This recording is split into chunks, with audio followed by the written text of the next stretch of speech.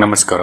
ಈ ವಿಡಿಯೋದಲ್ಲಿ ನಾನು ಕುಕ್ಕೆ ಸುಬ್ರಹ್ಮಣ್ಯ ದೇವಸ್ಥಾನದಲ್ಲಿ ಮಾಡುವಂತಹ ಆಶ್ಲೇಷ ಬಲಿ ಪೂಜೆ, ತುಲಾಭಾರ ಹಾಗೂ ಸರ್ಪ ಸಂಸ್ಕಾರ ಪೂಜೆ ಬಗ್ಗೆ ಮಾಹಿತಿ ತಿಳಿಸ್ಕೊಡ್ತಾ ಇದ್ದೀನಿ.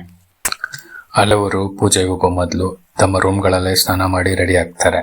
ಇನ್ನು ಕೆಲವರು ಕುಮಾರದ್ವಾರ ನದಿಯಲ್ಲಿ ಸ್ನಾನ ಮಾಡಿದ್ರೆ ಒಳ್ಳೆಯದು ಅಂತ ನದಿಗೆ ಹೋಗಿ ಸ್ನಾನ ಮಾಡ್ಲಿಕ್ಕೆ ಹೋಗ್ತಾರೆ. ಆದರೆ ಇದು ಮಳೆಗಾಲ ಆಗಿರೋದ್ರಿಂದ ನದಿಯಲ್ಲಿ ಸ್ನಾನ ಮಾಡ್ಲಿಕ್ಕೆ ಯಾರನ್ನು ಬಿಡೋಲ್ಲ. ಆದರೂ ನದಿ ಪಕ್ಕದಲ್ಲೇ, ನದಿ ಮುಂದೆನೆ ಡ್ರಮ್ಗಳಲ್ಲಿ ನದಿ ನೀರನ್ನ ತುಂಬಿಸಿಟ್ಟಿರ್ತಾರೆ. ಯಾರು ಬೇಕೋ ಅಲ್ಲಿ ಹೋಗಿ ಸ್ನಾನ ಮಾಡ್ಕೊಂಬರ್ಬೋದು. ಹಾಗೂ ಮಹಿಳೆಯರಿಗೋಸ್ಕರ ವಿಶೇಷವಾಗಿ ಮೆಟಲಿಂದ ಮಾಡಿರೋಂಥ ರೂಮ್ಗಳಿರ್ತವೆ. ಅಲ್ಲಿ ಹೋಗಿ ಬಟ್ಟೆ ಬದಲಾಯಿಸ್ಕೊಳ್ಳೋಕೆ ಅವಕಾಶ ಇದೆ.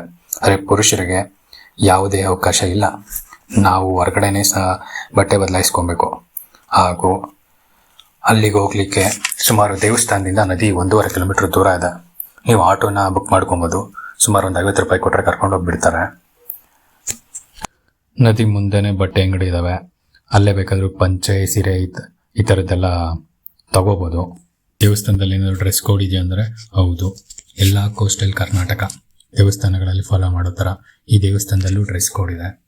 ಗಂಡಸರಿಗೆ ಧೋತಿ ಜೊತೆಗೆ ಅಂಗವಸ್ತ್ರನ ಉಪಯೋಗಿಸ್ಬೋದು, ಅಥವಾ ಬರೀ ಧೋತಿ ಆದರೂ ಪರವಾಗಿಲ್ಲ. ಅಂಗವಸ್ತ್ರ ಅಂದರೆ ನೀವು ಟವಲ್ ಅಥವಾ ಶೆಲ್ ಯಾವುದಾದ್ರು ಹಾಕೊಂಡು ಹೋಗ್ಬೋದು. ಹೆಂಗಸರಿಗಾದರೆ ಸಾಂಪ್ರದಾಯಿಕ ಭಾರತೀಯ ಉಡುಗೆ ಅಂದರೆ ಸೀರೆ ಅಥವಾ ಚೂಡಿದಾರ್ ಈ ಥರದ ಬಟ್ಟೆ ಧರಿಸ್ಬೋದು. ಈಗ ಆಶ್ಲೇಷ ಬಲಿ ಪೂಜೆ ಬಗ್ಗೆ ತಿಳಿಸ್ಕೊಡ್ತೀನಿ. ಈ ಪೂಜೆನ ಅನೇಕರು ಜಾತಕದಲ್ಲಿ ಏನಾದರೂ ಸಣ್ಣ ಪುಟ್ಟ ದೋಷ ಇದ್ದರೆ ಅದನ್ನು ಸರಿ ಮಾಡೋದಕ್ಕೋಸ್ಕರ ಮಾಡ್ತಾರೆ. ಇನ್ನು ಕೆಲವರು ಮದುವೆ ಆಗದಿರೋ, ವಿಶೇಷವಾಗಿ ಮದುವೆ ಬೇಗ ಆಗಲಿ ಅಂತ ಮಾಡ್ತಾರೆ. ಹಾಗೂ ಮದುವೆ ಆಗಿರೋರು ಸಹ ಇದನ್ನು ಮಾಡ್ಬೋದು. ಏನಾದರೂ ಜೀವನದಲ್ಲಿ ಸಮಸ್ಯೆಗಳಿದ್ರೆ ಪರಿಹಾರ ಆಗಲಿ ಅಂತ, ದೋಷ ಪರಿಹಾರ ಆಗಲಿ ಅನ್ನೋದಕ್ಕೋಸ್ಕರ ಈ ಪೂಜೆನ ಮಾಡ್ತಾರೆ. ನೀವು ಆಶ್ಲೇಷ ಬಲಿ ಪೂಜೆಗೆ ಟಿಕೆಟ್ನ ಆನ್ಲೈನಲ್ಲೂ ತೊಗೋಬೋದು, ಅಥವಾ ಆಫ್ಲೈನಲ್ಲಿ ದೇವಸ್ಥಾನದ ಎಂಟ್ರೆನ್ಸ್ನ ಎಡಭಾಗದಲ್ಲಿ ಕೊಡ್ತಿರ್ತಾರೆ, ಅಲ್ಲೂ ತೊಗೋಬೋದು. ನೀವೇನಾದರೂ ಆನ್ಲೈನಲ್ಲಿ ಟಿಕೆಟ್ ತೊಗೊಂಡ್ರೆ ಅದನ್ನು ಪ್ರಿಂಟೌಟ್ ತೊಗೊಂಡು ಹೋಗಬೇಕು. ದೇವಸ್ಥಾನ ನಾರ್ಮಲಾಗಿ ಬೆಳಗ್ಗೆ 6:30 ಓಪನ್ ಆಗುತ್ತೆ. ಆಶ್ಲೇಷ ಬಲಿ ಪೂಜೆ ಎಲ್ಲ ಸುಮಾರು 7 ಗಂಟೆಗೆಲ್ಲ ಸ್ಟಾರ್ಟ್ ಮಾಡಿಬಿಡ್ತಾರೆ ನಾರ್ಮಲಾಗಿ. ಆದರೆ ಕೆಲವೊಮ್ಮೆ ಏನಾದರೂ ದೇವಸ್ಥಾನದಲ್ಲಿ ವಿಶೇಷ ಪೂಜೆಗಳಿದ್ದರೆ ಇನ್ನೂ ಲೇಟ್ ಆಗುತ್ತೆ. ಹಂಗೆ 31ನೇ ತಾರೀಕು ಆಗಸ್ಟು ನಾನು ಹೋಗಿದ್ದಿನ ಸುಮಾರು 9 ಗಂಟೆಗೆ ಆಶ್ಲೇಷ ಬಲಿ ಪೂಜೆ ಶುರು ಮಾಡಿದರು. ಅಲ್ಲಿವರೆಗೂ ಯಾವುದೋ ಬೇರೆ ವಿಶೇಷ ಪೂಜೆ. ಆಶ್ಲೇಷ ಬಲಿ ಪೂಜೆನ ದೇವಸ್ಥಾನದ ಒಳಗಡೆ ಇರುವ ಶೃಂಗೇರಿ ಮಠದಲ್ಲಿ ಮಾಡ್ತಾರೆ. ಇದು ದೇವಸ್ಥಾನದ ಒಳಗಡೆನೇ ಇದೆ. ನೀವು ಶೃಂಗೇರಿ ಮಠಕ್ಕೆ ಹೋಗುವಾಗ ನಿಮ್ಮ ಟಿಕೆಟ್ನ ಕೈಲಿ ಹಿಡ್ಕೊಂಡು ಹೋಗಬೇಕು. ಅದಕ್ಕೂ ಮೊದಲು ನೀವು ಶೃಂಗೇರಿ ಮಠ ಒಳಗಡೆ ಹೋಗೋ ಮೊದಲು ದೇವಸ್ಥಾನ ಒಳಗಡೆನೆ ಲೆಫ್ಟ್ ಸೈಡ್ ಖಾಲಿ ಜಾಗ ಇದೆ, ಅಲ್ಲಿ ಸಂಕಲ್ಪ ಮಾಡ್ತಿರ್ತಾರೆ. ನೀವು ಮೊದಲು ಸಂಕಲ್ಪ ಮಾಡ್ಕೊಂಡು ಹೋಗ್ಬೇಕು. ಸಂಕಲ್ಪ ಮಾಡಿದ ನಂತರ ಶೃಂಗೇರಿ ಮಠಕ್ಕೆ ಹೋಗಬೇಕು. ಆಗ್ಲೇ ಪೂಜೆ ಚೆನ್ನಾಗಿ ಕೆಲಸ ಮಾಡುತ್ತೆ ಅಂತ ಹೇಳ್ತಾರೆ. ಸಂಕಲ್ಪ ಅಂದರೆ ನೀವೇನು ಉದ್ದೇಶಕ್ಕೆ ಬಂದಿದ್ದೀರಾ ಅದು ಯಶಸ್ವಿ ಆಗಲಿ ಅಂತ ಮಾಡುವಂಥ ಪೂಜೆ. ಅಲ್ಲಿ ಶೃಂಗೇರಿ ಮಠದ ಎಡಭಾಗದಲ್ಲಿ ಇಬ್ಬರು ಪೂಜಾರಿ ಕೂತಿರ್ತಾರೆ.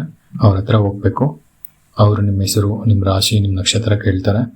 ಹಾಗೂ ನಿಮ್ಮ ಕುಟುಂಬದ ಹೆಸರಲ್ಲಿ ಅರ್ಚನೆ ಬೇರೆ ಮಾಡಿ. ಸಂಕಲ್ಪಕ್ಕೆ ನೀವೇನಾದರೂ ಬ್ಯಾಚುಲರ್ ಆಗಿದ್ರೆ ನೀವು ಒಬ್ಬರಿಗೆ ಕೂತ್ಕೊಬೋದು.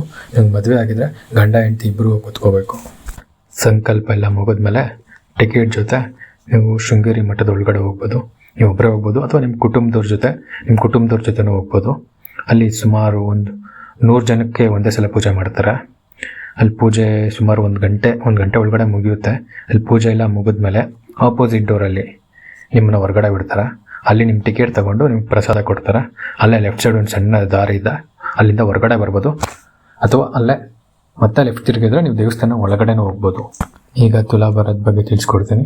ತುಲಾಭಾರಕ್ಕೆ ಟಿಕೆಟು ದೇವಸ್ಥಾನದ ಒಳಗಡೆ ಲೆಫ್ಟ್ ಸೈಡ್ ಕೊಡ್ತಾರೆ, ಹೊರಗಡೆ ಅಲ್ಲ, ದೇವಸ್ಥಾನದ ಒಳಗಡೆ ಲೆಫ್ಟ್ ಸೈಡು.